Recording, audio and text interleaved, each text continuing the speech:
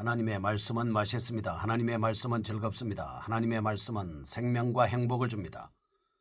600독 성경 통독 훈련 원장입니다. 여수 살리는 교회 임기환 목사가 하나님의 말씀을 봉독하고 전하는 시간입니다. 함께 하시면 기적이 일어납니다. 알람을 설정하시고 들으시면 좋겠습니다. 본 방송은 유튜브에서 성경 통독 임기환 검색하시고 구독하시면 계속되는 하나님의 말씀 업데이트를 통해서 은혜 받으실 수 있습니다. 오늘은 예레미야 22장을 봉독하고 말씀을 전하겠습니다. 예레미야 22장. 여호와께서 이와 같이 말씀하시되 너는 유다 왕의 집에 내려가서 거기에서 이 말을 선언하여 이르기를 다윗의 왕위에 앉은 유다 왕이여 너와 내 신하와 내 문들로 들어오는 내 백성은 여호와의 말씀을 들을지니라. 여호와께서 이와 같이 말씀하시되 너희가 정의와 공의를 행하여 탈취당한 자를 압박하는 자의 손에서 건지고 이방인과 고아와 과부를 압제하거나 학대하지 말며 이곳에서 무죄한 피를 흘리지 말라. 너희가 참으로 이 말을 준행하면 다윗의 왕위에 앉을 왕들과 신하들과 백성이 병거와 말을 타고 이 집 문으로 들어오게 되리라. 그러나 너희가 이 말을 듣지 아니하면 내가 나를 두고 맹세하노니 이 집이 황폐하리라. 여호와의 말씀이니라. 여호와께서 유다 왕의 집에 대하여 이와 같이 말씀하시니라. 네가 내게 길르앗 같고 레바논의 머리이나 내가 반드시 너로 광야와 주민이 없는 성읍을 만들 것이라. 내가 너를 파멸할 자를 준비하리니 그들이 각기 손에 무기를 가지고 내 아름다운 백향목을 찍어 불에 던지리라. 여러 민족들이 이 성읍으로 지나가며 서로 말하기를 여호와가 이 큰 성읍에 이같이 행함은 어찌 됨인고 하겠고 그들이 대답하기는 이는 그들이 자기 하나님 여호와의 언약을 버리고 다른 신들에게 절하고 그를 섬긴 까닭이라 하셨다 할지니라. 너희는 죽은 자를 위하여 울지 말며 그를 위하여 애통하지 말고 잡혀간 자를 위하여 슬피 울라. 그는 다시 돌아와 그 고국을 보지 못할 것임이라. 여호와께서 유다 왕 요시야의 아들 곧 그의 아버지 요시야를 이어 왕이 되었다가 이곳에서 나간 살룸에 대하여 이와 같이 말씀하시니라. 그가 이곳으로 다시 돌아오지 못하고 잡혀간 곳에서 그가 거기서 죽으리니 이 땅을 다시 보지 못하리라. 불의로 그 집을 세우며 부정하게 그 다락방을 지으며 자기의 이웃을 고용하고 그의 품삯을 주지 아니하는 자에게 화 있을진저 그가 이르기를 내가 나를 위하여 큰 집과 넓은 다락방을 지으리라 하고 자기를 위하여 창문을 만들고 그것에 백향목으로 입히고 붉은 빛으로 칠하도다. 내가 백향목을 많이 사용하여 왕이 될 수 있겠느냐? 내 아버지가 먹거나 마시지 아니하였으며 정의와 공의를 행하지 아니하였느냐? 그때에 그가 형통하였었느니라. 그는 가난한 자와 궁핍한 자를 변호하고 형통하였나니 이것이 나의 알미 아니냐? 여호와의 말씀이니라. 그러나 내 두 눈과 마음은 탐욕과 무죄한 피를 흘림과 압박과 포악을 행하려 할 뿐이니라. 그러므로 여호와께서 유다의 왕 요시야의 아들 여호야김에 대하여 이와 같이 말씀하시니라. 무리가 그를 위하여 슬프다 내 형제여 슬프다 내 자매여 하며 통곡하지 아니할 것이며 그를 위하여 슬프다 주여 슬프다 그 영광이여 하며 통곡하지도 아니할 것이라. 그가 끌려 예루살렘 문 밖에 던져지고 나귀같이 매장함을 당하리라. 너는 레바논에 올라 외치며 바산에서 내 소리를 높이며 아바림에서 외치라. 이는 너를 사랑하는 자가 다 멸망하였음이라. 네가 평안할 때에 내가 내게 말하였으나 네 말이 나는 듣지 아니하리라 하였나니 네가 어려서부터 내 목소리를 청종하지 아니함이 네 습관이라. 내 목자들은 다 바람에 삼켜질 것이요 너를 사랑하는 자들은 사로잡혀 가리니 그때에 내가 반드시 내 모든 악 때문에 수치와 욕을 당하리라. 레바논에 살면서 백향목에 깃들이는 자여 여인이 해산하는 고통 같은 고통이 내게 임할 때에 너의 가련함이 얼마나 심하라.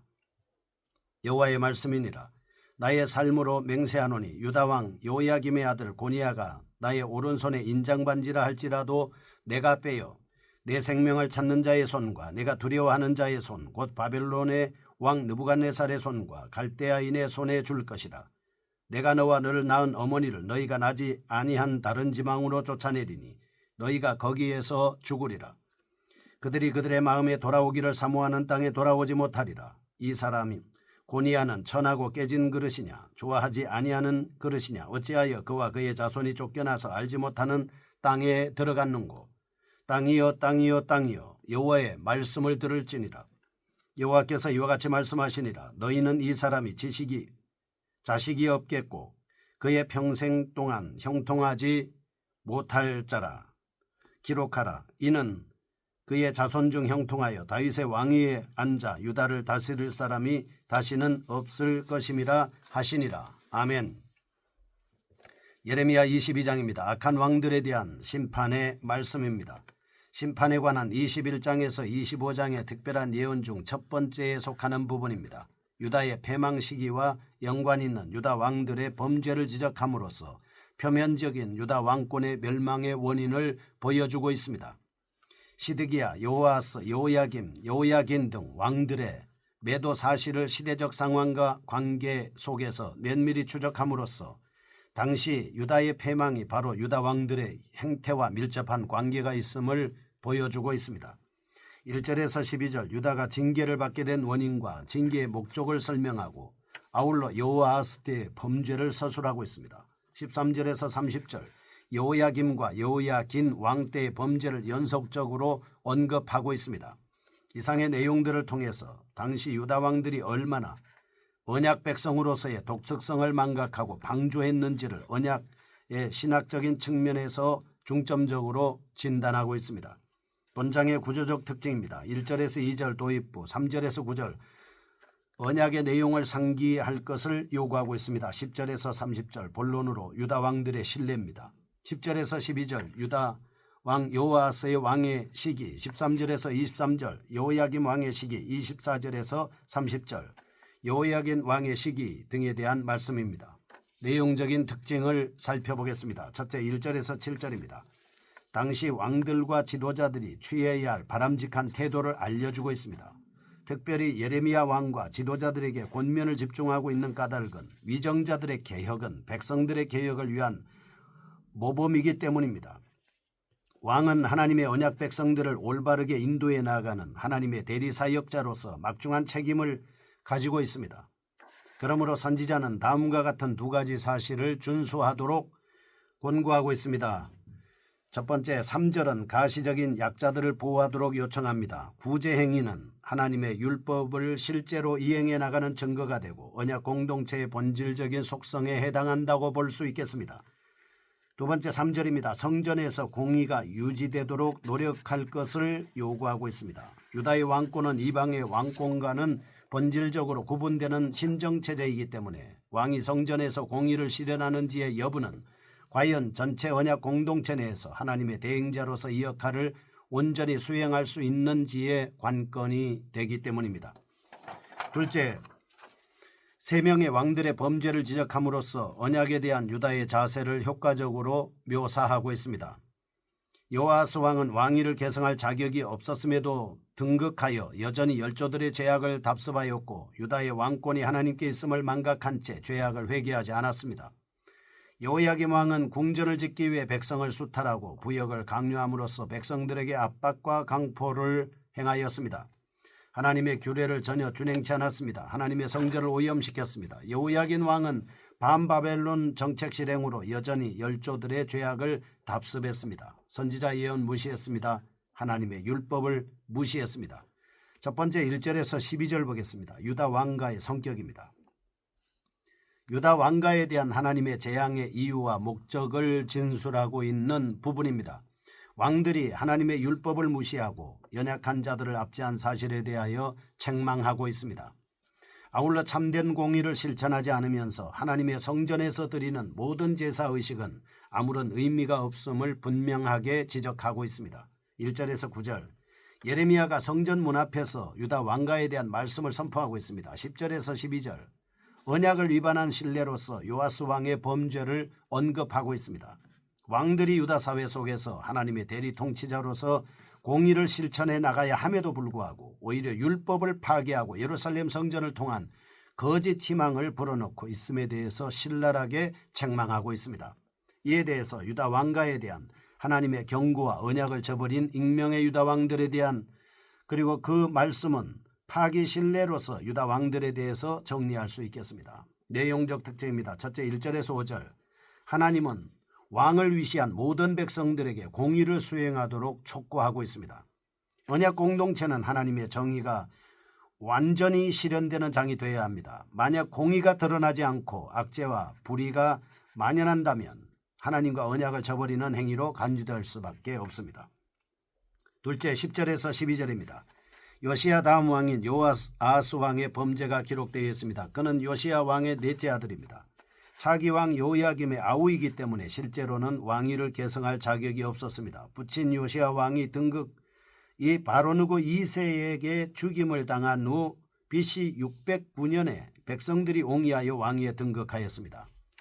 그는 통치기간 중에 대외적으로는 반애굽 정책을 시행함으로써 하나님의 말씀에 순종하는 것 같았지만 대내적으로는 여전히 열조들의 행악을 답습함으로써 통치 3개월 만에 바로누고 2세에 의해 폐위를 당하고 말았습니다.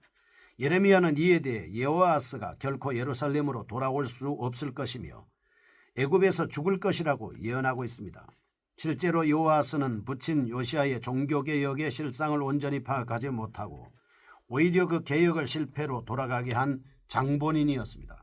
그러므로 여호아스는 하나님의 심판을 받아 타국에서 종말을 구하게 되는 것입니다. 두 번째입니다. 13절에서 30절 부가된 왕들의 범죄입니다. 1절에서 12절 지적된 유다 왕가의 반율법적 태도에 대한 신뢰를 여호야김과 여호야긴을 통해서 적나라하게 드러내고 있습니다. 그들은 하나님의 율법을 준행하여 연약한 자를 긍휼히 여기지 않았습니다. 단지 자신의 영화를 추구하는 데 전력했습니다.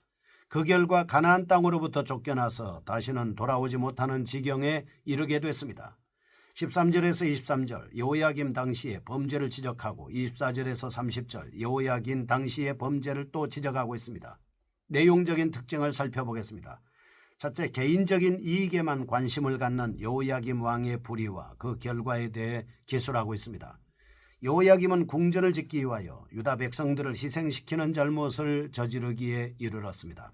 13절 14절 그는 백향목을 구입하는데 많은 돈을 낭비하면서도 백성들에게는 무임으로 일을 하도록 강요했습니다. 15절에서 16절 요시야 왕은 참으로 바르고 정의로운 일을 했고 가나안 사람과 궁핍한 사람을 옹호해 주었습니다. 17절 그러나 여호야김은 아버지의 선한 특성들을 유업으로 물려받지 않았습니다. 오로지 더러운 이윤 억압과 광요 등에만 관심이 있었습니다. 그래서 예레미야는 여호야김은 백성들에 대한 억압으로 인하여 마치 나귀와 같이 장사되며 또한 백성들이 전혀 슬퍼하지 않을 것이라고 말씀하고 있습니다. 사실 하나님께서는 일찍부터 왕을 포함한 예루살렘 성의 거민들에게 불순종의 결과에 대해 경고를 했지만 그들은 안전하다고 스스로 확신하고 있었습니다. 선지자들의 경고에 전혀 귀를 기울이지 않았습니다. 둘째입니다. 여호야긴 왕의 비참한 결과에 대해 알려줍니다. 유다 왕권의 몰락을 예언하고 있습니다. 여호야김에 이어 왕위에 오르게 된 여호야긴 왕은 통치 3개월 만에 느부갓네살에게 항복을 하고 바벨론으로 유배되어 거기서 여생을 보내게 됐습니다. 24절 하나님께서는 여호야긴을 인장반지만큼 소중하게 여겼을지라도 죄로 인하여 자신의 인장에서 빼어내겠다고 말씀하고 있습니다. 설령 여호야긴이 하나님께 중요하다 할지라도 하나님께서는 계속 죄를 짓도록 하라고 하시기보다는 징계하는 편을 선택하셨습니다. 하나님께서는 여호야긴을 바벨론 사람들에게 넘겨주고 누스다까지도 바벨론에 옮겨서 죽게 될 것이라고 말씀하고 있습니다. 그런데 이러한 심판의 책임은 철저하게 유다 왕들에게 존재합니다. 하나님께서 땅을 향해 소리쳐서 심판의 말씀을 듣게 하셨지만 그들은 전혀 받아들이지 않았습니다. 따라서 여호야긴 왕에게 설령 자녀들이 있다 할지라도 어느 누구도 유다 왕으로서 다윗 왕자의 자리에 앉도록 하라 하지 않을 것입니다. 이처럼 다윗 왕권이 범죄함으로 인하여 멸절하는 모습은 죄의 심각한 결과에 대한 경종을 울려주고 있습니다. 우리는 지도자의 중요성을 알게 됐습니다. 유다 왕들의 범죄는 전체 이스라엘 공동체에 영향을 미쳐 총체적 매도와 오염을 초래했고 결국 바벨론에 의한 멸망으로 귀결됐습니다. 이러한 사실을 교훈으로 오늘날 영적 지도자들은 더욱 거룩하고 순결하게 행동하도록 노력해야 할 것입니다. 말씀에 붙잡힌 지도자들이 많아지게 하여 주시옵소서. 예수 그리스도 이름으로 기도합니다. 아멘. 여수 살리는 교회 임기환 목사였습니다. 지금 극동방송을 듣게 하세요. 기적이 일어납니다. 우리는 지금 생명을 전하고 있습니다.